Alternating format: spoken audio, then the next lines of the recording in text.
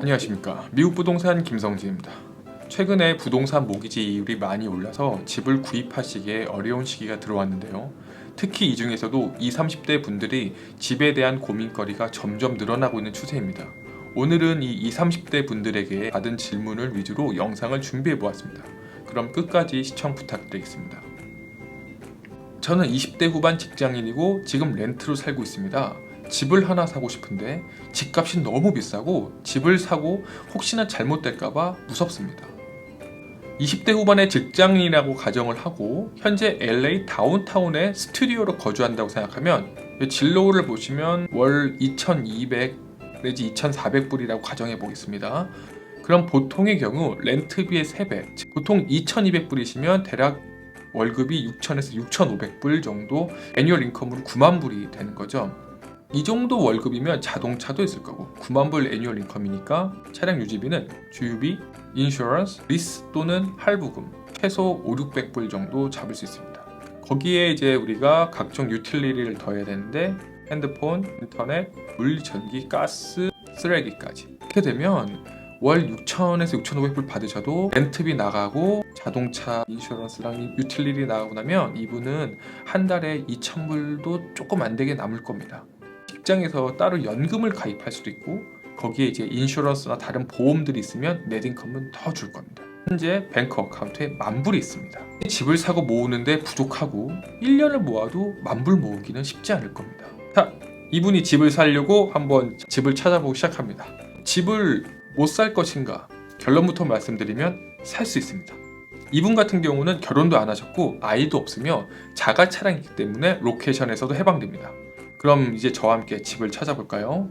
이거는 집을 소개하는 영상이 아니고 내가 살 수 있는 집을 찾는 겁니다. 그래서 누구나 보는 진로로 검색해봤습니다. 10만에서 30만 불로 집을 검색했더니 36개가 나옵니다. 설마 이 중에서 살 집이 하나도 없을까요? 해서 동네를 LA 쪽과 롱비치 쪽이 눈에 띄네요. 그럼 먼저 LA 집값을 한번 볼까요? 이 집은 2014년부터 올해 중순까지 지속적으로 집값이 올라가다가 최근에 꺾였습니다. 2016년 12월 기준 20만 불이었고요. 지금까지 5만 불 올랐네요. 5년 동안. HOA는 진로 기준 268불. 그 다음에 남자 혼자 살기에 깔끔하고 인테리어 돼 있으니까 따로 뭐 공사할 필요는 없을 거고 주방도 쓸만하고요. 자, 빠르게 넘어갈게요. 두 번째 집 28만 5천 불, 1923년에 지은 건물인데 리모델링을 다 해서 컨디션은 좋고 HOA는 180불밖에 안 됩니다. 집값은 2017년 기준 223만 불, 그러니까 5년 동안 LA 두 집 다 5년간 5만 불 오른 겁니다.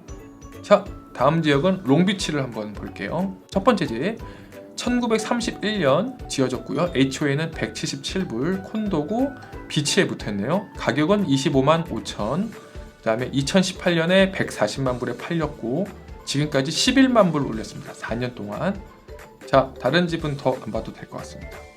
자, 이제부터 계산을 한번 해보겠습니다. 전체적인 집 금액이 원베드고 26만에서 28만 사이고요. 9만 불이면 론이 어느 정도 나올까요? 보통 셀러 마켓일 때는 다운페이 20%가 안 되면 아예 오퍼 자체를 받아도 연락이 없지만 지금 바이어 마켓입니다. 정리하면 집을 사기 어려우신 분들이 이 기회에 집을 살 수 있는 기회가 될 수도 있는 거죠.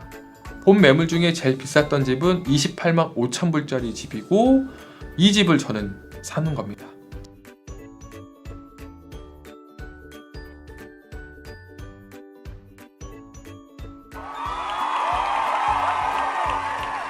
그래도 다 넣어도 대략 2,400불도 안 돼요. 지금 내는 집 렌트비랑 제가 맞춘 거예요. 어떻게? 28만 5천 불짜리 가장 비싼 집으로. 여기서 매월 30년 고정으로 갚아나가는데 액권리를 생각하셔야지. 원금하고 이자가 있겠죠? 그럼 렌트비는 2,200불 그냥 버리는 돈이에요. 원금하고 이자가 함께 나가요. 원리금이기 때문에 이자가 높고 원금이 작아요. 집값이 5년 뒤에 오를 수도 있고 내릴 수도 있지만 3만 불 오를 수도 있고 마이너스 될 수 있습니다. 근데 렌트비는 어쨌든 다 나간 돈이잖아요. 심지어 롱비치는 5년간 오른 평균 에쿼리가 9만이에요. 남쪽. 거기에 7% 이율을 30년 동안 내실 거예요. 6개월이나 8개월 뒤에 리파이낸스를 생각해보면 모기지는 7%에 샀지만 7%를 5년간 유지를 할까요? 데려가면 재융자 해야죠. 그 다음 결혼할 때가 되면 이 집을 팔아서 시세 차익을 받거나 아니면 렌트로 할 수 있어요. 만약에 집값이 5년 뒤에 폭락해서 이 집의 잔돈 가치가 빵원이 됐다, 없어졌다, 극단적으로 다 날렸다, 그럼 뭐만 잃어버릴까요? 다운페이, 만불 잃어버린 거예요. 최악의 경우 지진, 홍수, 화재, 집이 불타서 다 없어졌어요. 그럼 만불 날린 거네요. 다운페이한 거. 어차피 임대료 난 2,200불이나 내가 모기지 낸 돈이나 있으니까. 근데 하나 남는 게 있네. 우리는 보험을 가입했으니까. 만불보단 더 받겠죠. 결론은 남아요. 자, 여러분이 한번 생각해 보세요. 그리고 여기서 나온 지식과 경험은 저 만불에 비할 바가 아니죠. 저 집을 사라고 말씀드린 것도 아니고 이런 식으로 시뮬레이션을 해보시라는 겁니다. 이걸 해본 20대는 그 어떤 부동산 책을 본 분들이나 멘토의 얘기보다 본인이 5년간의 경험이 정말 큰 자산이 될 겁니다. 책 보고 배운다고 부동산 실력이 늘진 않거든요.